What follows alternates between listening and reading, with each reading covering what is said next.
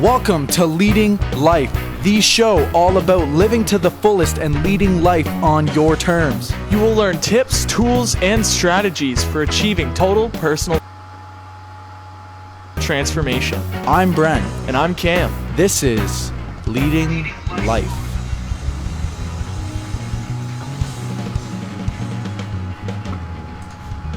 Hello, and welcome to another amazing episode of Leading Life. This is, I don't even know the amount of episodes we've done so far, but we've been having a lot of other people on the podcast, and this is one of the first times in weeks that meets just me and Brennan, and we're going to give you guys the exact same not the exact same presentation, but similar to the presentation we did at Anthony Cheem's event there. What was that? U 2.0 breakthrough, and we met a lot of cool people, a lot of great transformations that day. It was amazing. What did you think of the event, man? You know what, man? It was definitely a life-shifting moment. You know, there's something different about walking away from that event, you know? Because you could watch a movie that inspires you. You could read a book that inspires you. You could go to an event that inspires you. But unless you walk away with something that is actually changed in your life, something that you do differently, someone who you embody differently, I think that's when you actually make a transformation. And I know I'm not the only person who felt that during the event. I know I'm not the only person who felt the transformation. So, yeah, it was a beautiful room full of people who are breaking through. So I was really happy. Yeah, dude, like you can feel the energy in the room, like people, minds were shifting, you know? Like, I don't know if you guys have ever had that moment in your life. They call it a breakthrough. It's where nothing is the same, you know? Like, you're never able to look at life the same way. Everything looks different. Everything feels different. You act differently. You say things differently. You do things differently. It's basically just a drastic change in your life, but it's something that you can't help. Like, you can't get back from. You know, once you've had a breakthrough, it's like there's no going back. I don't know if you've ever seen, a movie and somebody points out a little Easter egg or something that you wouldn't notice. Now every time you watch that movie, you can't not notice it. You know, it's it's there. So that's what I love about going to events like that, because every time I go to one of those events, I feel that I'm not the same person coming back from that. It's awesome, man. I want to go to more events like that. Absolutely. 100%. And although, you know, our listeners here, you guys didn't get a chance to go to the event, we actually got some live footage from the event, but more importantly, we're going to give you a basic recap of what we said, what we, shared, what we learned at the event. So it's really the U 2.0 breakthrough breakdown. Yeah, we're going to break it down for you. Okay, yeah, absolutely. So our presentation was revolved around the idea of breakdown to breakthrough, which means in order to have a breakthrough, you either have to break down, which is this state of constant, or the state of complete dread, or you've had enough with your current circumstances, or you've had enough with what's going on to the point where you have to make that breakthrough. There's just so much pain. Yeah, there's so much pain, and it's I'm sure we've experienced this in our lives. I think we all have that point where it's there's nothing I could do. I have to break through. You know, my homework is due tomorrow, or I have to do this tomorrow, or you procrastinate until the last minute, and then you have to. What we want to teach you guys, though, we want to help you guys with. You don't have to go through that breakdown to get that breakthrough. You don't have to wait until the doctor tells you have 6 weeks to live in order to finally start being healthy, finally start working out and doing all those things. You can actually consciously decide without having to feel all that pain. Yeah, for sure. So, that's kind of what our story is really about, me and Cam growing up. It was from breakdown to breakthrough, from desperation to inspiration, And I think most people live their lives, and I lived my life for a long time somewhere in the middle of desperation and inspiration, somewhere in the middle of breakdown and breakthrough. It's not quite bad enough that you really have to change, and it's not quite inspiring or exciting enough for you to have to change. And I'm sure a lot of you guys could probably relate with that when you just feel stuck, or you feel like you just don't feel. It's kind of just empty. And so our story growing up, just to give you a quick recap, is your typical dysfunctional family. My mom's side was very quiet and pretty well-mannered, and my dad's side of the family was not as quiet. They're a little loud and maybe not as well-mannered. But, growing up, we grew up with a lot of conflicting values. We're being told one thing by one side of the family and being told something completely different from the other side of the family. And so, we'd end up growing with a lot of conflicted beliefs. And growing up as a teen, it seems like as we were, starting to interact with the world and the internet is happening and learning from lots of people, well, it's like Santa Claus. You believe in Santa Claus, you believe in this thing that you've been told your entire life, and then someone comes around and completely shatters your belief. You know what I'm talking about, Kim? Oh, dude, absolutely. I remember I was talking to Dave at the event, and he's like, "Oh yeah, that one time, when I was a kid and I believed in Santa Claus, I went to school and I had a conversation with a kid about it, and he told me Santa Claus wasn't real, so I punched him in the face." And that's a 9-year-old defending his beliefs. You know what I mean? So I think you and I, Brennan, we have grown up to be open-minded because we've had that many those beliefs shattered. So many times to the point where we're just like, okay, I accept any kind of belief. I'm open to a lot more possibilities because, I've already had my beliefs shattered this many times. So who knows? It's almost like what's actually real, No, exactly. You've been told so many things. Yeah, that's definitely a part of our story. And one of the biggest moments for me was I wasn't always open-minded at all. I mean, for a long time, I had a really bad temper, a shitty attitude. I was pretty much one of the most negative people I think I knew. And it took a lot for me to make the shift. It wasn't just, pure inspiration. There was a lot of desperation there. I personally had to reach a breakdown before I could reach a breakthrough. Not everybody has to, go through that kind of pain. And some go through a lot more pain than others. The pain that I went through might not even be cannot compare to the pain that some people go through. But, basically our story is we were in a band for a long time. We played music all over southern Ontario, which is where we live. And we were pretty successful in our area, and had a ton of people who bought our music and came to our shows and sang along to the lyrics, and it really made us feel like rock stars. But there was a point where there was just too much pressure that we'd put on ourselves, and we just didn't know anything about teamwork whatsoever, or really I don't think we knew about ourselves. And as a result, we'd argue with each other a lot. We'd disagree on things, and I remember getting in so many arguments before a show, and it's like, now's not the time for this, we got to get up there on stage and go do this thing. And so we lived in a constant state of, this sucks. Absolutely. This is supposed to be our dream. Yeah, but this sucks. The weird thing about that too, man, is we thought we were doing the right thing. You know what I mean? Because I don't know if you guys have experienced this, but you ever been shaped by what other people tell you? You get told something so many times. You get told something so many times to the point where you believe it, and you believe it as your own. It's, as an example, okay, we've been told by a lot of people, especially Brennan, because I was a little young at the time. Brennan was told, he's in high school. He's got to decide what he's doing with the rest of his life, and everyone's telling him, "Oh, you're a failure. You're doing this. You're doing that wrong."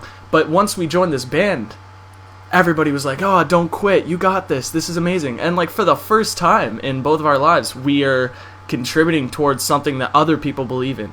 And that felt good. Because for you and I feel like we're just attention seekers. We've always wanted to be on stage or in the spotlight or, in the center of the room, that kind of thing. So the one time that we're not enjoying the band that much. We enjoy the shows, but there's so much stress. But we stayed in it for 5 years because everybody was feeding us, what we wanted, attention and all these things. And they finally told us for once, "Hey, you're doing something right." We're like, okay, then we really need to stay here. And it wasn't until I found Think and Grow Rich. Now, I know we've probably talked about this in the podcast before, but I started a YouTube channel at the last month of the band. All right, we had a really awful tour. Like, it was very stressful. We never even, like, smiled or even liked each other during that tour. We were just arguing the entire time. There was barely any crowd. It was freezing cold in the wintertime. And during that time, right after the tour, I started a YouTube channel with my buddy. And it's just ridiculous. It's just gaming and comedy or whatever. It's not really... It may seem dumb, you know, oh, you're just doing gaming videos, that's nothing, go be a rock star. But for some reason, I enjoyed doing this YouTube channel more than I enjoyed 5 years of the band, because I was finally just out of that stress. I was just like, I was doing what I loved. I loved doing that. So I was scared, because I realized that I wasn't happy in this band, and I thought this band, oh yeah, this band is the key to success. This is my only way, this is my ticket to like fandom and wealth and all these things. Like, this is the way I'm going to be successful in life. This is my mission, is this band. And then my beliefs got shattered. I was like, wait a minute, I'm not happy here, and I'm happy over here with my YouTube channel. Like, that doesn't make any sense. So I had to find a way to be successful in this YouTube channel. I was like, yeah, okay, I know for a fact if I continue with the band, I will be successful. But I don't really know how to make this YouTube channel successful. So I just looked up a bunch of ways, like how to be successful in anything or whatever on Google. And I found Think and Grow Rich, and it blew my mind. I locked myself in my basement. I grabbed a bunch of food, some video games, some coloring books, and I just listened to 10 hours of this thing. And it blew my mind overnight. And I actually have a little picture. It says My Breakthrough, because I was drawing in a coloring book. It's actually in your basement right now, Brennan. But it says My Breakthrough because I colored in a coloring book, and that's like they said at the beginning of the book, you're gonna have a breakthrough. Something's gonna click in your mind. Whether it's in the first chapter, the 5th chapter, or the last chapter, it's gonna happen. And when it does, you're gonna want to remember when it happened. And I remember the exact time that something clicked in my mind, and that's when I decided I wanted to quit the band, quit what everybody's telling me not to quit what I know for a fact. If I quit this, my friends and family are going to be massively disappointed in me. But I knew I had to do it because I wanted, like, in the back of my mind, I was saying, like, I want to be happy, not successful, you know. And I mean, successful that everybody defines, oh, money and fame, that's success. I want to be happier more than just have money and fame. So I quit the band, and I was pissed, dude. Yeah. I was so pissed because I hadn't had that experience that you had, and I was also a lot older. I think I was 19 or 20 when you quit the band, and you were just younger. So for me as an adult, it felt like I had already started this path. I had already been down this path for so long. How could I quit now? How could I stop and change and do something different? It didn't make any sense to me. And I remember I told you over the phone, Cameron, I hate you. You're ruining your life right now. You're ruining my life. You're screwing over myself and the band and all our fans and everything. And I said, I'll kill you. And you hung up on me. And the next day, I woke up with a massive hangover, probably around 6 p.m., and I get a phone call from my mom, who was like crying hysterically.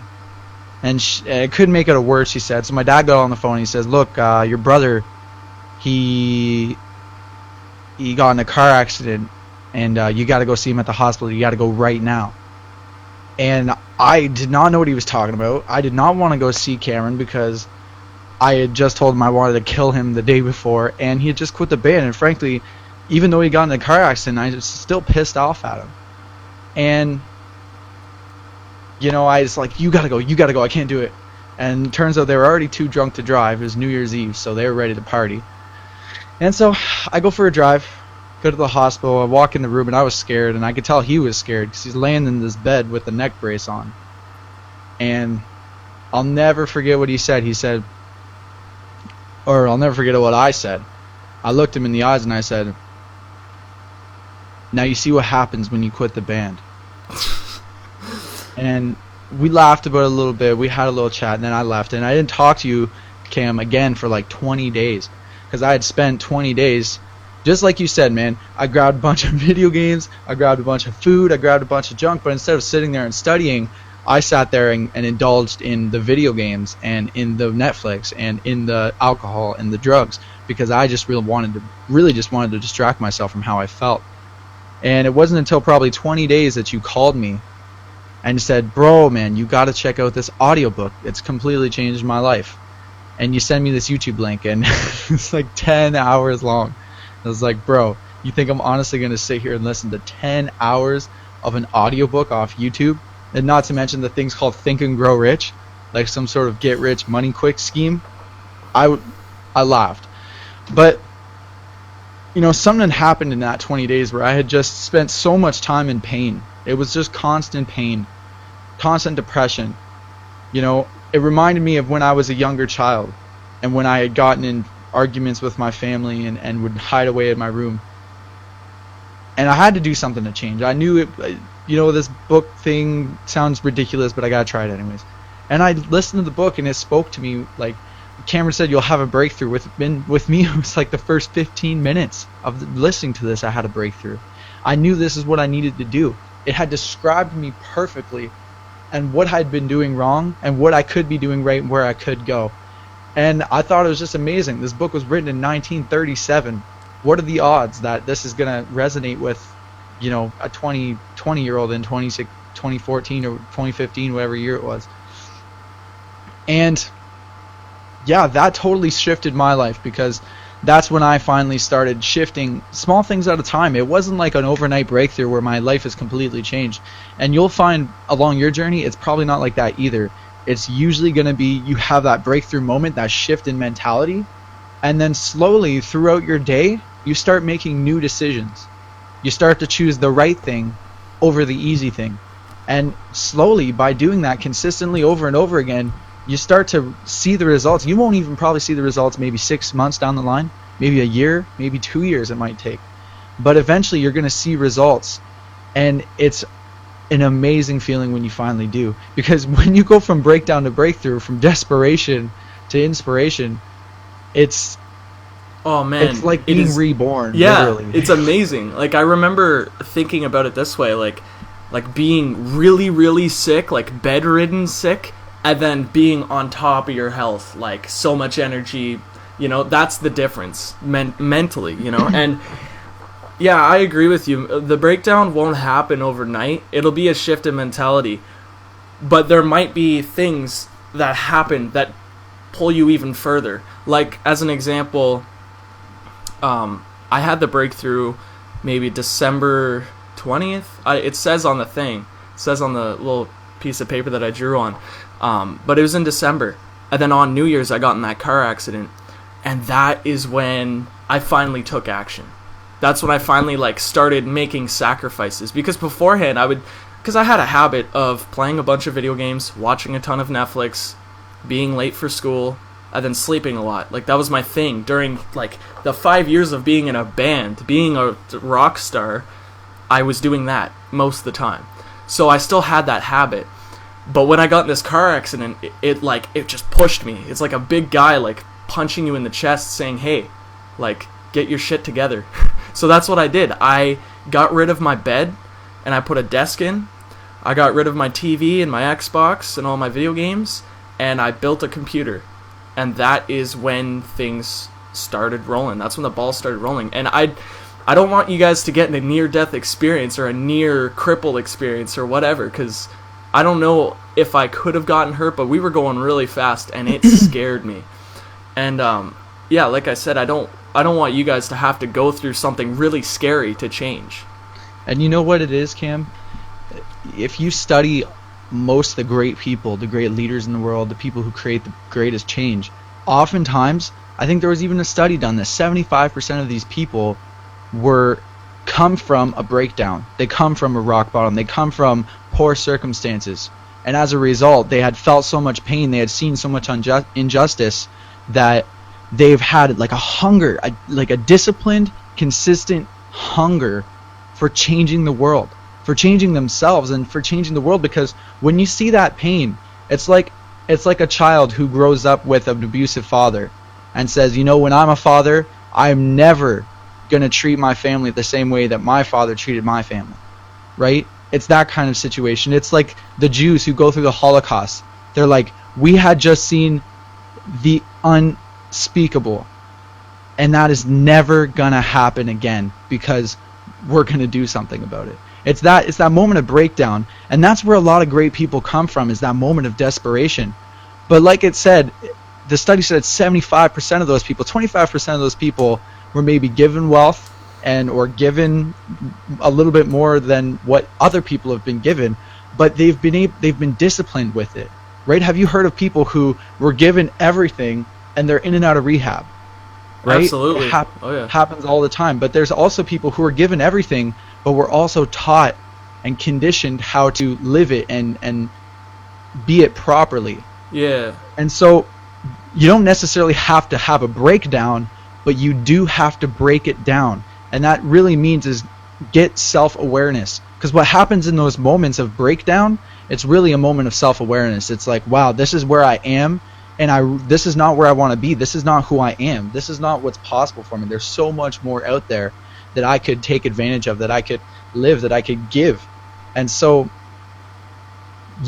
even though you're not going to have like a total life breakdown, you need to hit that emotional breakdown. It needs to become real for you. You need to feel that in your body, man. Like, when think of a moment that you've made a big change in your life, or something has just happened, maybe you've lost a family member, maybe you lost your job, maybe you got a job, maybe you've gained a family member. There's something that happens in your body. It's not like an intellectual, like, oh, great, this person's gone, or this person's here, or I got a new job, I've reached my dreams, yay. It's not a head thing. It's in your body. You like really feel it emotionally, and that's really what breakdown means. Is you got to break it down to the point where it's hitting you right here, man. Absolutely. And I think when we talk about breakdown, it's basically the idea of you never know what you have until it's gone. Like, I was in an experience where I could have broke my neck. Like, it was fast. We were going fast. It was scary. So I think just realize that you never know what you have until it's gone. So gratitude is another big thing. And one thing that I realized after I got in the car accident is I asked myself a bunch of questions, kind of a lot like Brendan Burchard, but a little less intense, because he went through a crazy, crazy car accident. But I basically just asked the same idea of question, like, did I really live a lot? Am I actually living the life I want to live? And after I got in the accident, that's when it clicked for me. Like, I'm not actually living life. When I'm sitting down watching 3 seasons of a TV show with a bowl of mac and cheese beside me, like, I'm not really living life. I feel like I'm living somebody else's life. I'm letting the TV think for me. And this is how I think about it. Imagine sitting down playing a video game, and your video game character is sitting down watching TV. Like, that would be the most boring game ever. Like, you have an entire planet called Earth, and like technology and art and music and college and university, and there's so many ways you can go do things.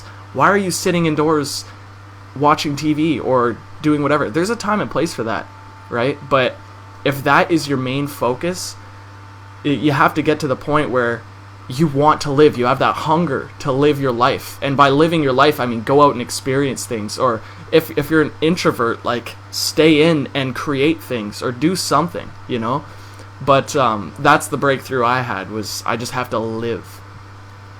Yeah, and what happens in that moment of a breakthrough? I think it's really when people realize the power of you. When people finally realize that the power that's in themselves. Because as soon as you start to depend your happiness, your success, your love, your well-being, any of it, as soon as you start to depend that on outside circumstances, on other people, that's when you've lost the game, man. You've literally given away your power. And a breakthrough is when you take the power back. A breakthrough is when you realize the power is within you, and it's within your decision to make the change. I can't make this decision for you. Like, if I could, maybe I would, but I can't make you change. I could influence you, I could do my best, I could be the best example I can, but at the end of the day, it's your decision. The power is in you. And it wasn't until I realized that I finally made a change. Because honestly, with this band, my philosophy was, we're going to play in this band. It's going to be amazing. We're going to be good. We're going to practice. We're going to make people smile. It's going to be great.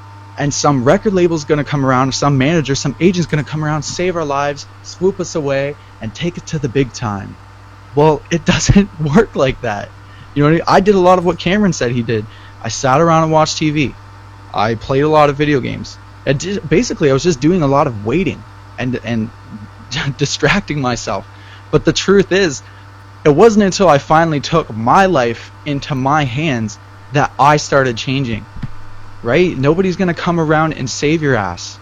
And I got to tell myself this every day, because sometimes I'm waiting and I'm like, man, wouldn't it be nice if I just like won the lottery, or got like a check come in the mail like out of nowhere, or if, you know, the perfect woman in my dreams just came into my life. Oh, or like my health, just all of a sudden all the fat just chiseled into this body rock hard. Like, oh, wouldn't that be amazing? One, it doesn't work like that, and two, if it did, it would suck. Because what makes it worth it, what makes you happy about your breakthrough, is that you've worked your ass off to create the breakthrough. Is that you've been through pain and you've done what you have to take to create the breakthrough. That's what makes it worth it, man.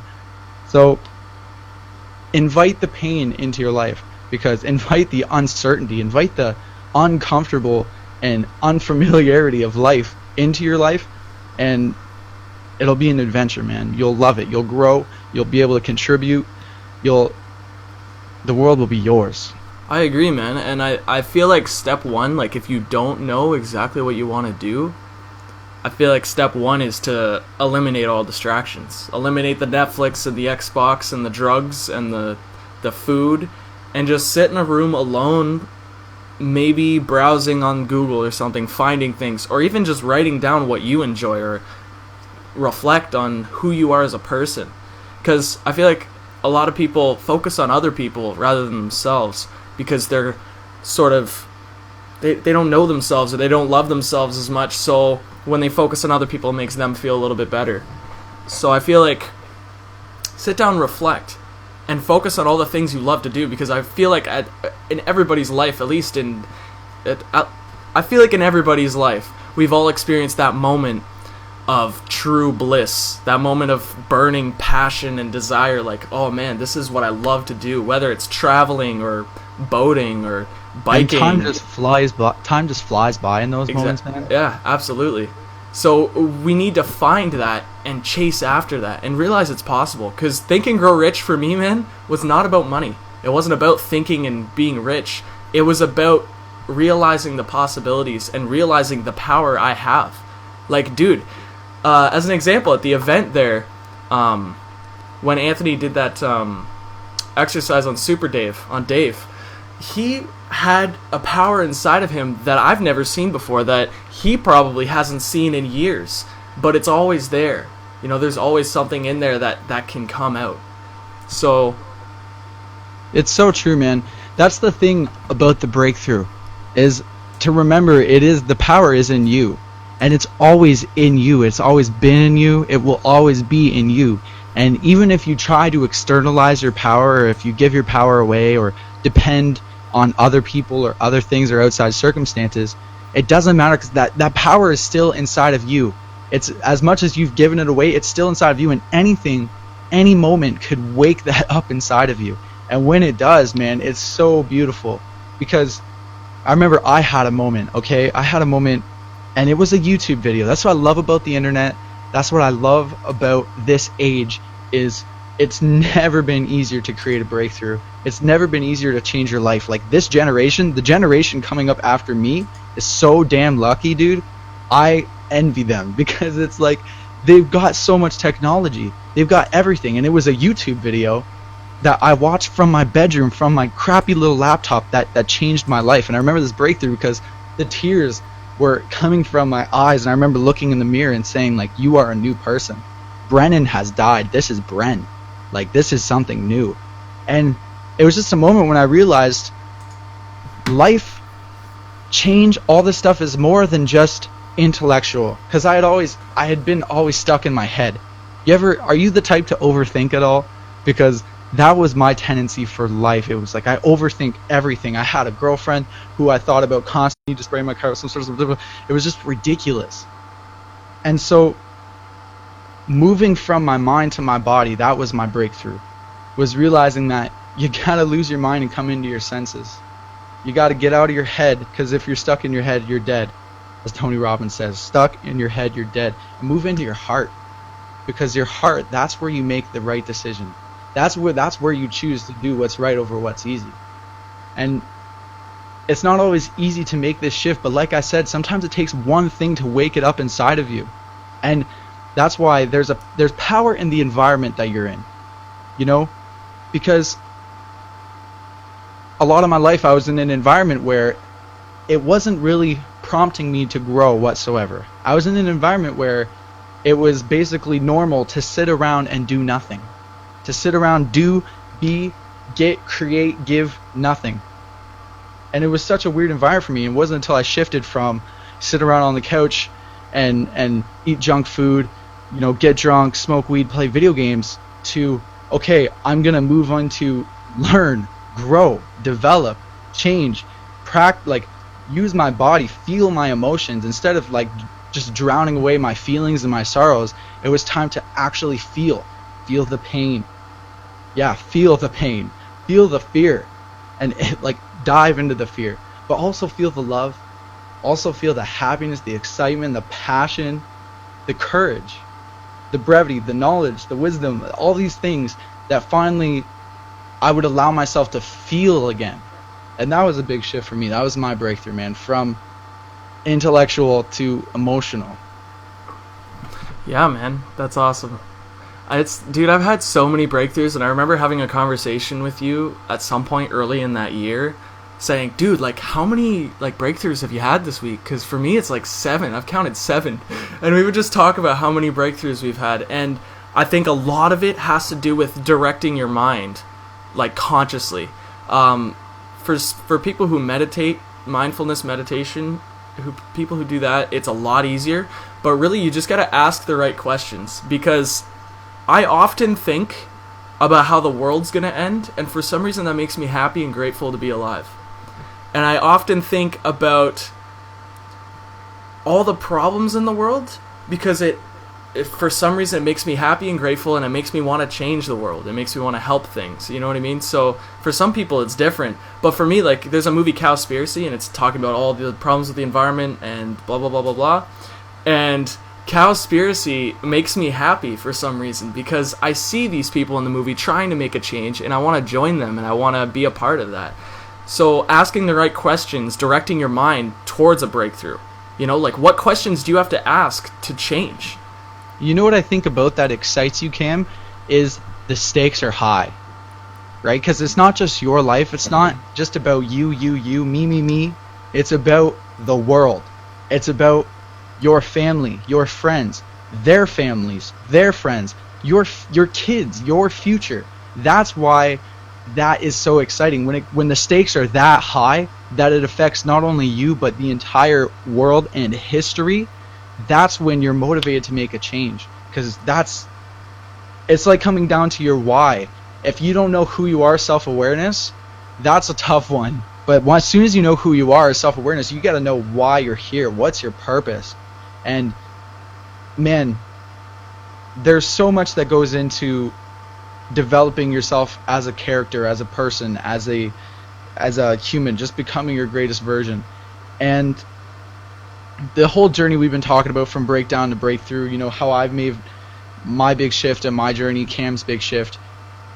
Really, some of this stuff that we're saying might be common sense to you, but for us, it was a breakthrough, because our entire life we've been told one thing, and then all of a sudden our beliefs are shattered.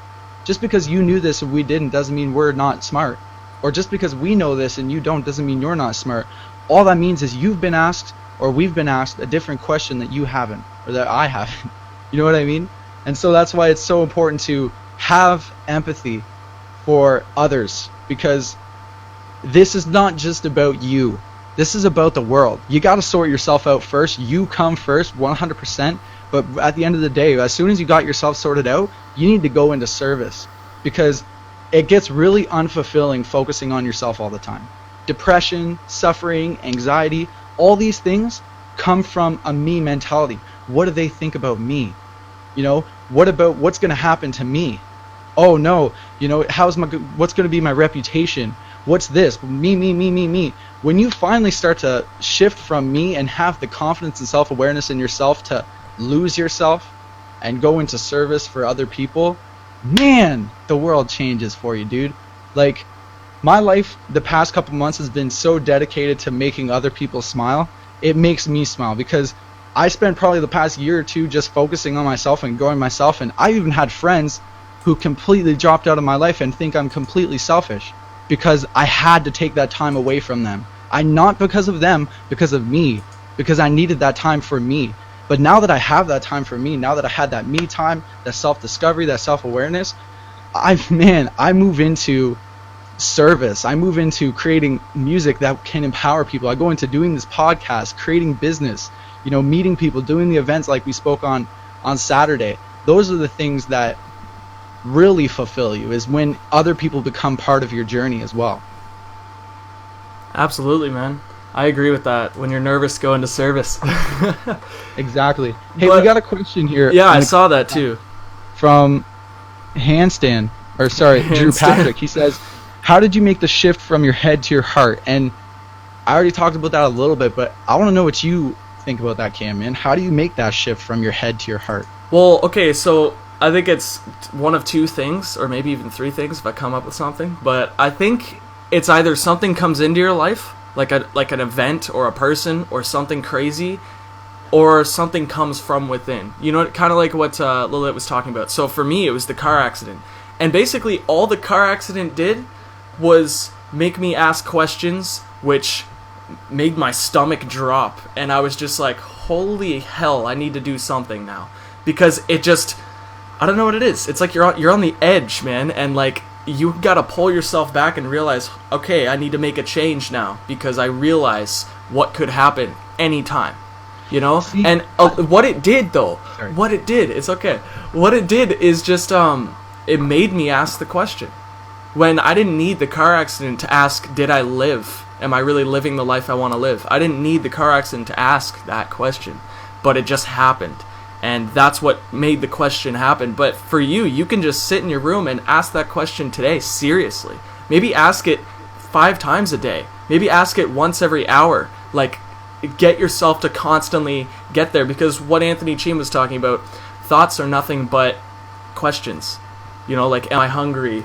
Or, is this comfortable? Yes, it is. You know what I mean? Is this podcast fun? Of course. Am I helping people? Yes. Is that shirt blue? Yes. It's a bunch of like questions. So did I spill water all over myself? You definitely spilled water all over yourself. Yeah. But it's just a series of questions. So moving from head to heart really is just ask the question and maybe even just clear your mind and feel. Because I remember I was reading a book by Eckhart Tolle. I don't know how to pronounce his last name, but he's a spiritual teacher, and he talked about how you can literally feel the sense of life on any part of your body. Like feel the top of your hand and just notice the top of your hand. You can direct your feeling anywhere. And there's a meditation where you just start at your head and you feel what your scalp feels like, and you go all the way down and then back up and then down. And it's just an exercise of feeling, because there's so much energy in the palm of your hands, but we never really focus on it because we're stuck in our head, and thoughts block a lot from feeling. You know what I mean?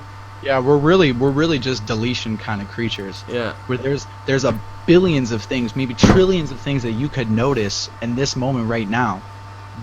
From what's on your body and the feelings in your body to like blood flowing in your ear, or there's colors, sounds, or shapes all around you. There's millions of things you can notice, but what our brain does, and what it does really good, is it deletes basically all of it and gives you maybe 5 to 10 things to focus on. And so at any given moment, we could only focus on maybe like 5, 7 to 9, 10 things at a time. But the problem comes, like when you get stuck in your head, it's because you're overloading that process. You're trying to think about so many things at once, or just contemplating something so much, and it gets ridiculous. I mean, for me, I spent so much time overthinking, just sitting down on the couch, thoughts, right?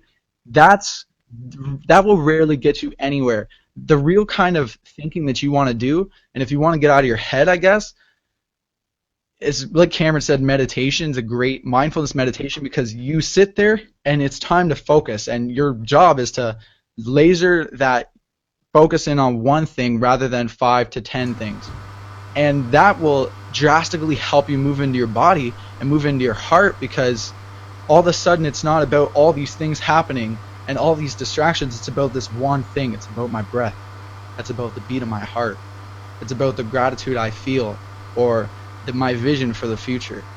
That's when you make a big shift. And that's why meditation is like, it's everybody's getting into meditation right now. And I say that because there's a lot of people who are doing meditation and don't know they're doing meditation, right? Musicians playing music and really getting into that zone are meditating, and they don't even know it. Sports, people playing sports, when they get into that zone, meditation, all meditation is everything is just happening in perfect flow. You're not in your head. There's not like there's so many things going on that you're focused on. You're just in the zone. You're in the flow.